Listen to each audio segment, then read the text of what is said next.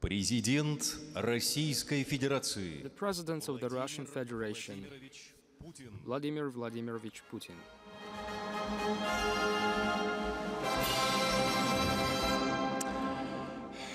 Good afternoon, gentlemen. I cordially welcome you to the ceremony of presenting credential letters.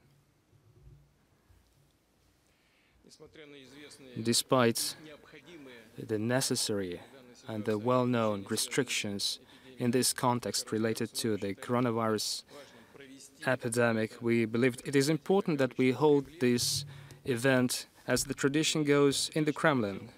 And I personally would like to congratulate you on the official beginning of your diplomatic mission to Russia. Wish you successful, fruitful work to promote cooperation between your states and the Russian Federation. Make no mistake, all your positive beginnings and initiatives will always find the most benevolent feedback, support and assistance from the Russian authorities as well as business circles and the general public. Colleagues, this year has become difficult to us all. It has become an unpredictable year. The world faced the coronavirus pandemic, as I have already mentioned. This required extraordinary measures, both in Russia and in every state you represent. It is my firm belief that as we face this unprecedented challenge, the international community has no other alternative rather than joining hands. Since the cornerstone is represented by the fundamental value, the life and health of our people.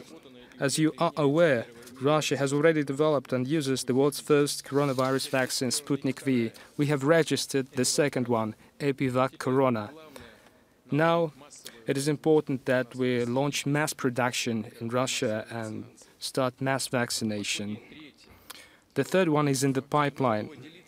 We are ready to share our experience with every interested states and international organizations. With some foreign partners, we are already working on supplying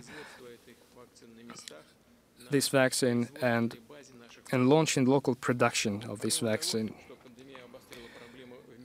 Additionally, the pandemic exacerbated problems in the global economy, trade, social, environmental dimensions. We still have to deal with our old problems and challenges such as international terrorism, drug trade, organized crime.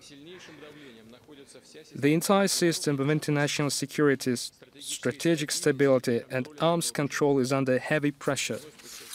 I would like to emphasize optimal, appropriate solutions to these problems can only be found with the equal participation of every member of the international community based on the universally recognized norms of international law, with the coordinating central role of the United Nations. This year we celebrate the anniversary of the establishment of the United Nations and the end of the Second World War. 75 years ago, Nazism was defeated, the ideology of aggression and hatred was crushed, whereas the experience and spirit of alliance, understanding of the tremendous price paid for peace and the common victory allowed laying the foundation of the post-war world order. This spirit of alliance, commitment to fair, mutually beneficial partnership is especially in demand today.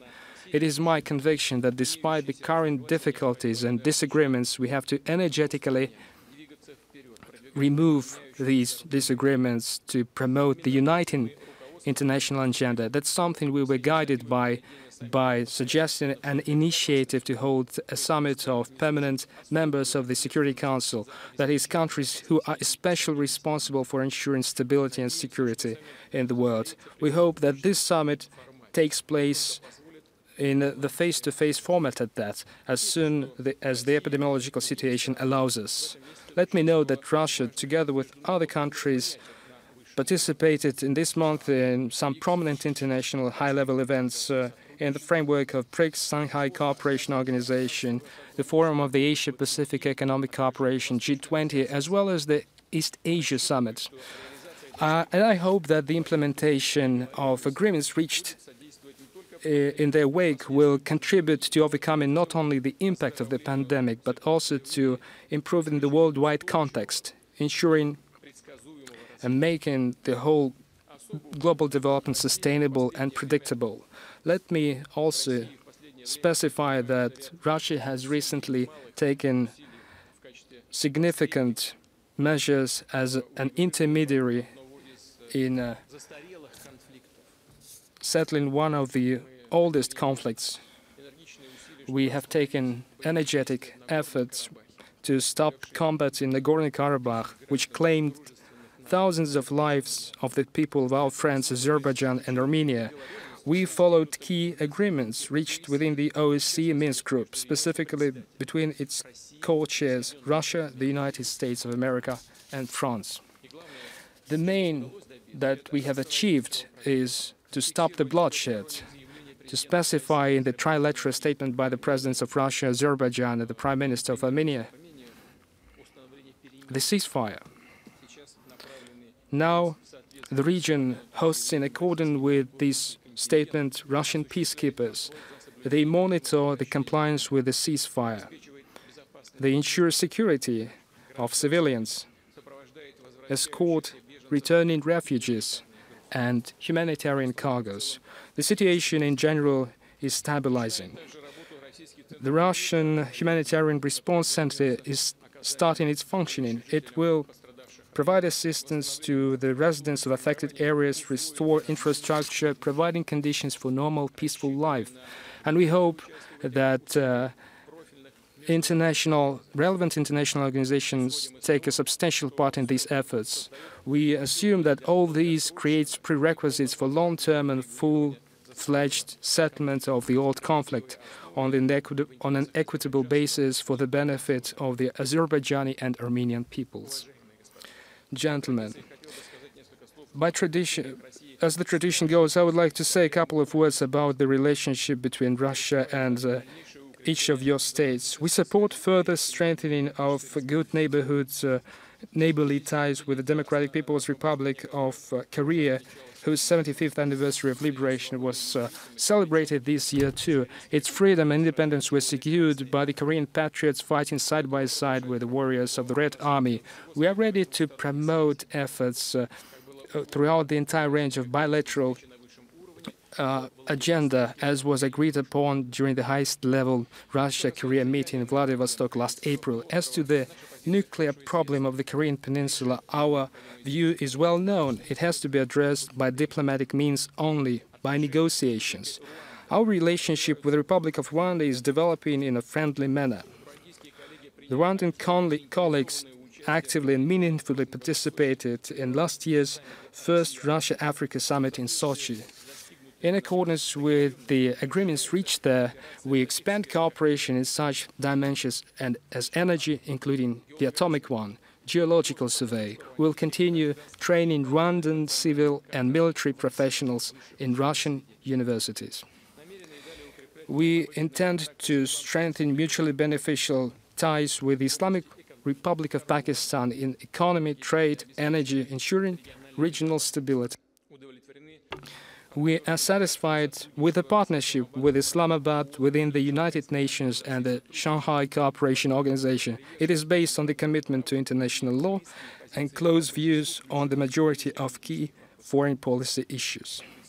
We believe that we could engage more actively and in a more versatile manner with Lithuania, especially considering that we are close neighbors. We are ready to cooperate based on principles of good neighborhood, respect for each other, and we would like to see the same attitude on the part of our Lithuanian counterparts. We have good relationship with Sri Lanka. We are committed to further enhancing mutually beneficial cooperation, trade, economic, cultural, and humanitarian fields.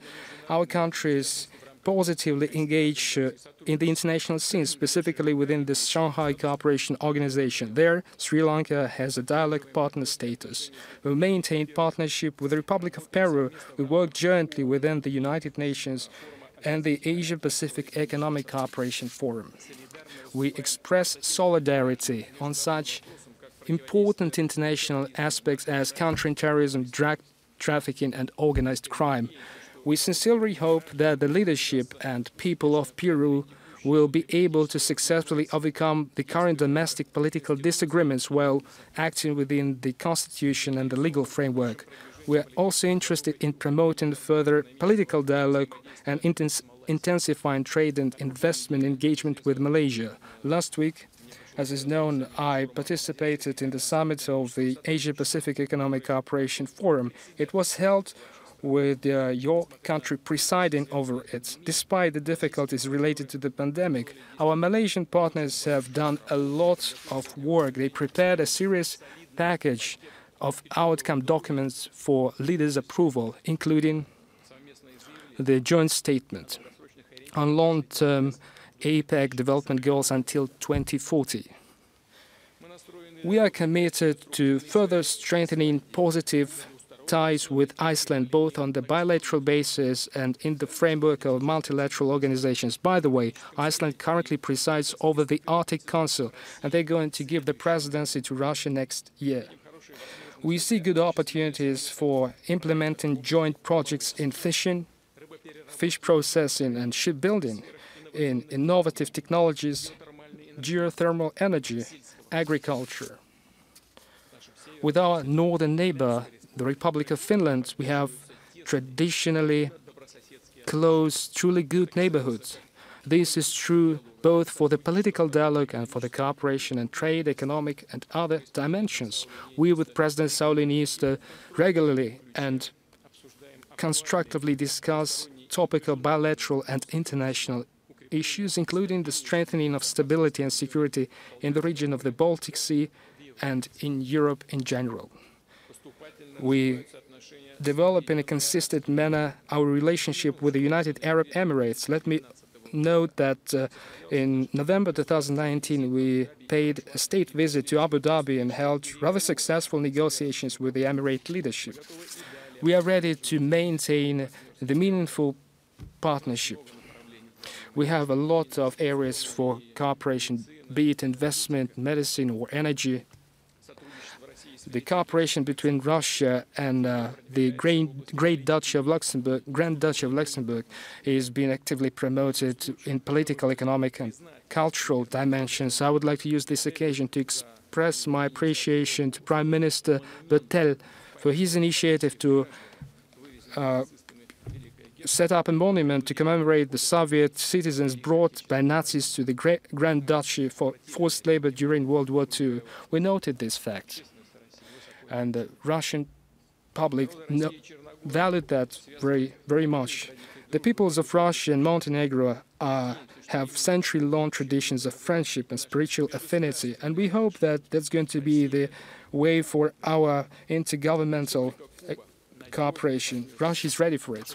The Republic of Cuba is Russia's trusted partner. Our bilateral cooperation is of strategic nature. We implement large-scale joint projects in energy, metallurgy, transport infrastructure, medicine, where Cuba in some areas is a leading country. We also expand and foster cultural relations. Cuba is well respected in the world scene, and our dialogue on the topical foreign policy issues is characterized by a high level of trust.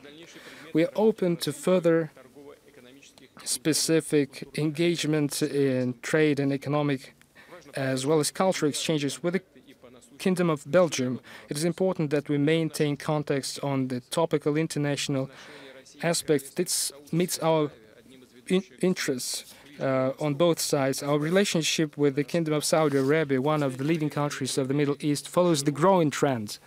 In the recent days, it has become comprehensive, and thanks to agreements following our state visit to Riyadh in October 2019, Russia and Saudi Arabia effectively cooperate within OPEC Plus format. They jointly contribute to ensuring the stability of global energy markets. We are very much thankful to His Excellency King.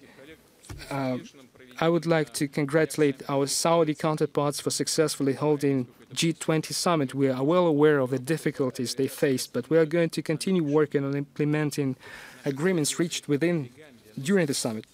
Our relationship with the Republic of Gambia is stable. We are cultivating relations in international issues, strengthening engagement in various areas such as military, technical, and educational ones. With Vatican, we hold a substantial dialogue. It is based on the commitment to traditional human values.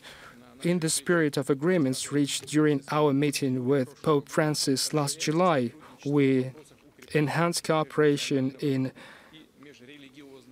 strengthening inter-ethnic and interfaith peace and concord, countering terrorism, extremism, any forms of racial intolerance.